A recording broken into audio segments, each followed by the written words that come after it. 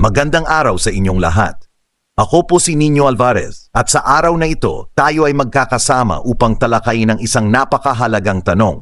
Paano nga ba natin practical malaman ang kalooban ng Diyos? Sa ating mga buhay, marami sa atin ang nagtatanong kung ano ang tamang landas na ating tatahakin, kung ano ang mga hakbang na dapat nating gawin, at kung paano natin may sasagawa ang mga plano ng Panginoon para sa atin. Sa ating pag-aaral at pagninilay-nilay, tayo ay patuloy na naghahanap ng gabay at ilaw mula sa ating may kapal. Ngayong araw, tayo ay titingin sa ilang mga paraan at prinsipyo kung paano natin maaaring masumpungan at maunawaan ang kalooban ng Diyos sa ating pang-araw-araw na buhay. Kasama natin ang Panginoon sa bawat hakbang ng ating paglalakbay at naway sa pamagitan ng pagtutulungan natin ngayon, tayo ay mapalapit pa ng mas malapit sa Kanya. Magsimula tayo sa ating pagtalakay ngayon nang may bukas na puso at pusong handang magbago at tumanggap ng liwanag mula sa Kanyang kalooban. Sa ating paglalakbay upang malaman ang kalooban ng Diyos, walang mas sapat na unang hakbang kundi ang panalangin at pananampalataya. Ang panalangin ay ang ating direkta at personal na komunikasyon sa Panginoon. Sa pamamagitan ng panalangin, binubuksan natin ang ating mga puso't isipan sa Kanya, humihingi ng gabay at nagpapahayag ng ating mga pangarap at mga alalahanin. Ang pananampalataya naman ay ang pundasyon ng ating ugnayan sa Diyos. Ito ang nagbibigay sa atin ng lakas at tiwala na tunay na tayo ay pinapatnubayan ng Kanyang kamay. Sa pamamagitan ng matapat na pananampalataya, natututunan nating magtiwala sa mga plano ng Diyos at sumunod sa Kanyang kalooban, kahit hindi natin lubos na naunawaan ang Kanyang mga paraan. Sa ating mga panalangin, natutunan nating makinig sa tinig ng Diyos sa ating puso. Hindi natin kailangang maging perpekto sa ating mga panalangin, sapagkat ang Diyos ay handang makinig at tumugon sa ating mga hinaing at mga pangarap. Sa bawat sandali ng panalangin at pananampalataya, lumalalim ang ating ugnayan sa Kanya at natututunan natin ang kahalagahan ng pagtitiwala at pag-asang dulot ng Kanyang presensya. Sa kabuuan, ang panalangin at pananampalataya ay hindi lamang simpleng ritual o gawain, kundi ito ay pagpapahayag ng ating puso't kaluluwa sa Panginoon. Sa pamamagitan nito, natututo tayong maging sensitibo at masigasig sa pagtuklas ng Kanyang kalooban. Patuloy tayong lumalakad sa landas na ito ng may panalangin at pananampalataya, at tiyak na tayo ay patuloy na patnubayan at pagpapalain ng Diyos sa ating buhay. Ang isa pang mahalagang paraan upang maunawaan ang kalooban ng Diyos ay ang regular na pag-aaral ng banal na kasulatan. Sa bawat pahina ng Biblia, tayo ay natututo ng mga aral at patnubay mula sa Panginoon. Sa pamamagitan ng pag-aaral ng banal na kasulatan, tayo ay binubukas sa mga katuruan at pangako ng Diyos. Nakasaad dito ang Kanyang mga plano para sa atin, ang Kanyang mga pangako ng biyaya at kaligtasan, at ang mga patnubay kung paano tayo dapat mabuhay ng naayon sa Kanyang kalooban. Ang pag-aaral ng Biblia ay hindi lamang pag-unawa sa mga teksto, kundi ito ay pagbubukas ng ating puso't isipan sa liwanag ng katotohanan ng Diyos. Sa bawat pagbasa, tayo ay tinuturuan na magtiwala sa Kanyang mga pangako, magsumikap sa paglilingkod, at lumago sa ating pananampalataya. Ang banal na kasulatan rin ang pinakamabisang sandata laban sa mga pagsubok at pagkakataon sa ating buhay. Sa pamamagitan ng mga halimbawa ng mga banal na tao at ang kanilang mga karanasan, natututunan natin ang kahalagahan ng pagsunod sa kalooban ng Diyos at ang kahandaan na magbago at sumunod sa Kanyang mga utos. Sa ganitong paraan, ang pag-aaral ng banal na kasulatan ay nagbibigay sa atin ng liwanag at patnubay sa ating paglalakbay tungo sa pagtuklas ng kalooban ng Diyos. Mahalaga na patuloy nating bigyan ng oras at pansin ang pag-aaral ng Biblia, sapagkat dito natin matatagpuan ang mga sagot sa mga tanong ng ating puso at ang gabay sa ating mga desisyon sa buhay. Sa pag-aaral ng banal na kasulatan, patuloy nating makikita ang kabutihan at kapangyarihan ng Diyos sa ating buhay. Naway patuloy nating pagibayuhin ang ating pag-aaral at pag-unawa sa Kanyang salita at magbunga ito ng patuloy na paglalakbay ng ating pananampalataya. Isa sa pinakamahalagang aspeto sa pagtuklas ng kalooban ng Diyos ay ang pagiging sensitibo at maingat sa tinig ng Espiritu Santo. Siya ang tagapayo at gabay na ipinadala ng Diyos sa atin upang tulungan tayong unawain at sundin ang Kanyang kalooban sa ating pang-araw-araw na pamumuhay mahalaga na tayo ay maglaan ng panahon para sa katahimikan at pagmuni-muni upang makinig sa tinig ng Espiritu Santo. Hindi ito madaling gawin sa gitna ng mga ingay at pag-aalala ng mundo. Ngunit sa pamamagitan ng pananampalataya at pagkakaroon ng malalim na ugnayan sa Diyos, tayo ay maaring maging handa at maingat sa bawat inspirasyon at pangaral na ipinapadala niya sa atin. Ang Espiritu Santo ay nagbibigay sa atin ng patnubay sa ating mga desisyon, nagbibigay ng liwanag sa ating mga suliranin, at naglalagay ng puso't isipan sa tamang direksyon. Kapag tayo ay nagtitiwala sa kanyang pangako na tayo ay patuloy na patnubayan, tayo ay natututong umasa at magtiwala sa mga plano ng Diyos para sa atin. Sa pamamagitan ng pakikinig sa tinig ng Espiritu Santo, natututunan natin na makita ang mga pagkakataon at pagpapala na inihahandog ng Diyos sa ating harapan.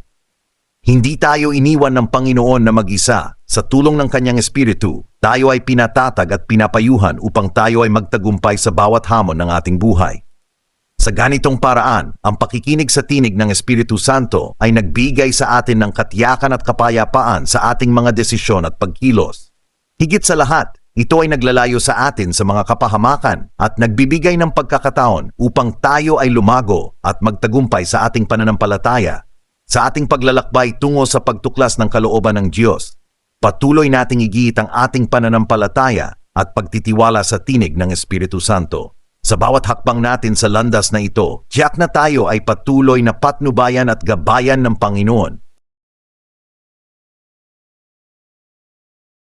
Isa sa mga pinakamahalagang aspeto ng ating paglalakbay sa pagtuklas ng kalooban ng Diyos ay ang pakikipag-ugnayan sa ating mga kapwa Kristiyano at mga leader sa simbahan. Sila ay mga instrumento ng Diyos upang ipakita at ipaunawa sa atin ang kanyang mga plano at kalooban.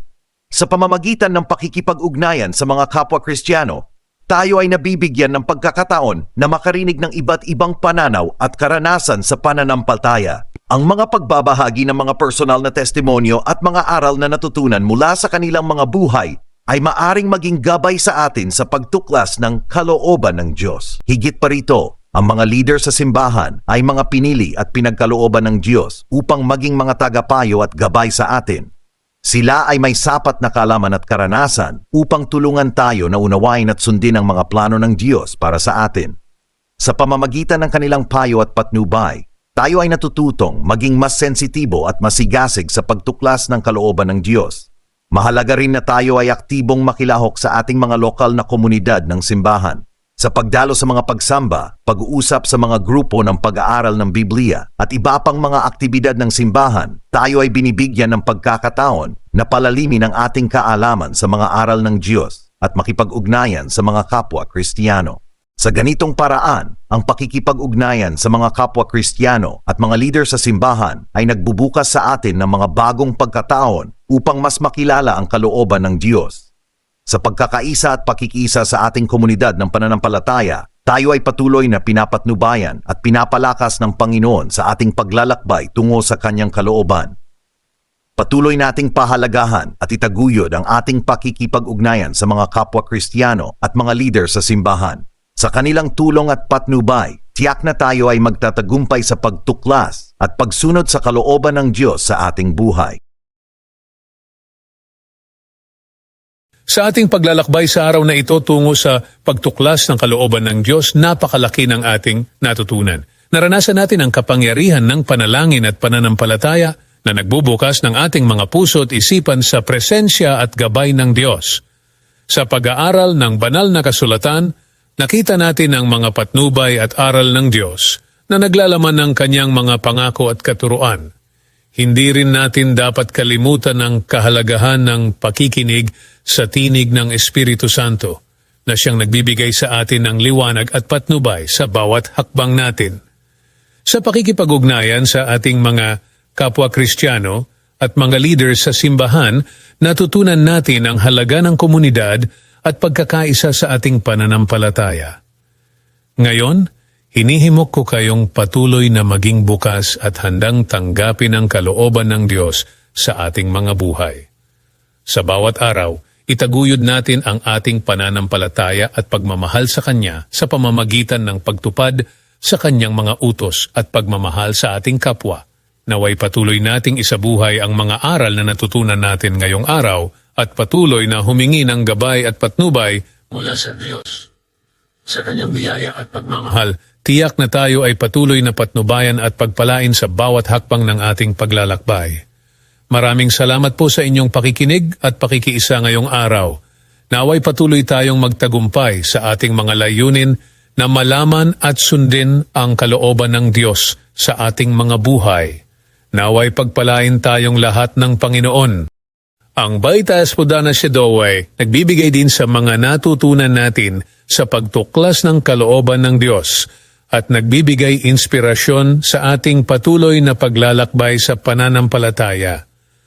Follow, subscribe, like, share, comment.